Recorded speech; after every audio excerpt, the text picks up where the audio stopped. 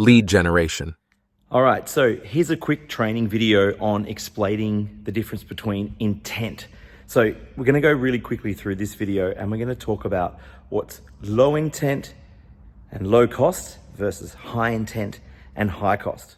I've got a video that is gonna show in a second that shows on my Facebook advertising 4 different ads that I've run. One with a low intent, low cost, to a medium intent, medium cost, and higher intent, higher cost. And so what do I really mean by that? So low intent is the intent that the person has to be involved with it. So if you're advertising a program and it's X dollars and it's X days or whatever it is, it doesn't really matter what it is. This is just explaining the concept.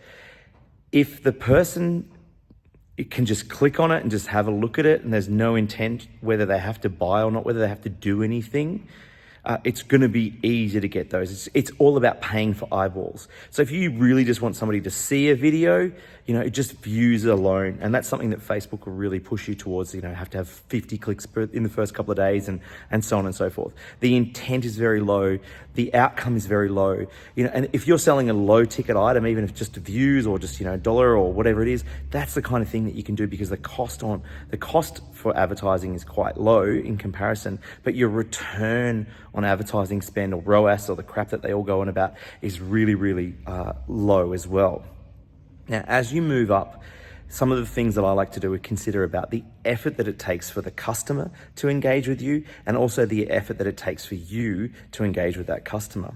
So moving into sort of a middle intent, middle return on investment, middle cost, of advertising is moving on to something like a Facebook Messenger strategy. So getting people onto Facebook Messenger. They don't have to provide you any content or any details or anything specific. They just make an interaction and they can choose whether they're interacting with you or not.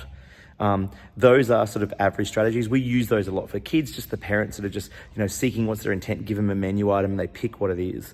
The cost per acquisition of those people is slightly higher because they have to physically take an action and then take another action. But you can see that you'll see from the video in a moment, the return on the number of leads generated versus what they convert into free trials and pay trials or whatever it is much a little bit higher, but not as high as you'd like. The third and final strategy is really high intent, high cost. So this is where you put a lot of things in the way for the person. They have to do things. I've got an example there where they have to fill in a form and, if they go to another page, they fill in a survey. A lot of the marketeers out there will use a survey approach like, Tucky Moore and James Buckley and all these different guys, they'll put up a form. It's literally to qualify you on the way through. And if you drop out in the first couple of steps, you're not their intended audience. They want the person who's got the high intent, who's seeking that out. Anyway, check out this video. Hopefully that explains things a little bit better. And we'll keep moving. All right, so here we are in Facebook. And I'm just giving you some examples of 4 different campaigns that I've run in the past. And looking at the types of feedback that you get from people, looking at the intent. So we talked about before we talked about low intent, low cost leads. Now we're going to look at the higher the intent of the person, the higher the cost per lead, but the potential higher outcome that you have.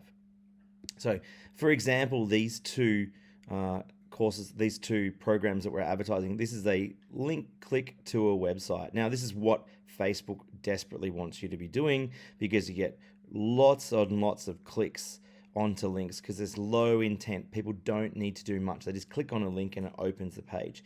Now, you get a cost per click from these, but then potentially it might be cheaper to generate the traffic, but then the actual conversion is much lower.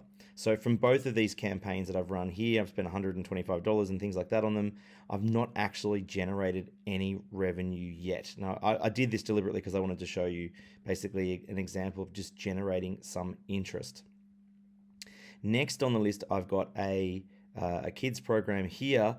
And if you were to go into the particular advert, the intent that I have from the parents going through to it is for them to go to a message. So when they click on the ad over here, they send a message to the page. Again, a slightly higher level of intent so that a higher cost per conversion, per message.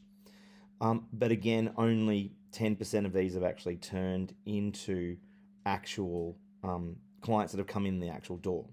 And then the final example that I have here is a higher intent, higher action. So this particular ad is asking the people to fill in a form. So if I go down the bottom here, on Facebook, you get used to it here, it actually makes them go through the process of filling in their details. Now, it will be automated and pull it from them, but it will go down the wire of making sure that everybody has filled in their details. Now, the kind of leads that you get from those are going to be very, very different. And I'll talk about those in a little bit more detail in a second. All right, so finally we get to the higher intent, or even the medium intent and higher intent.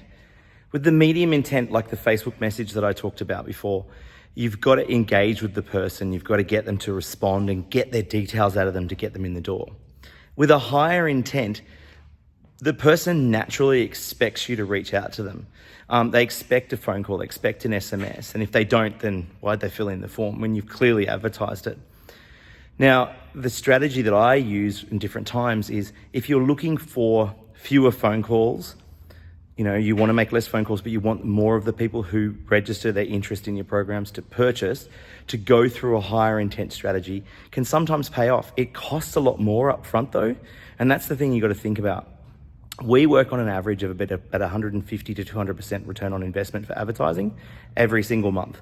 So the way that we do it is we try to make sure that our trials come in the door, at least pay for all of the advertising that we've done, plus any other marketing expenses that we've got.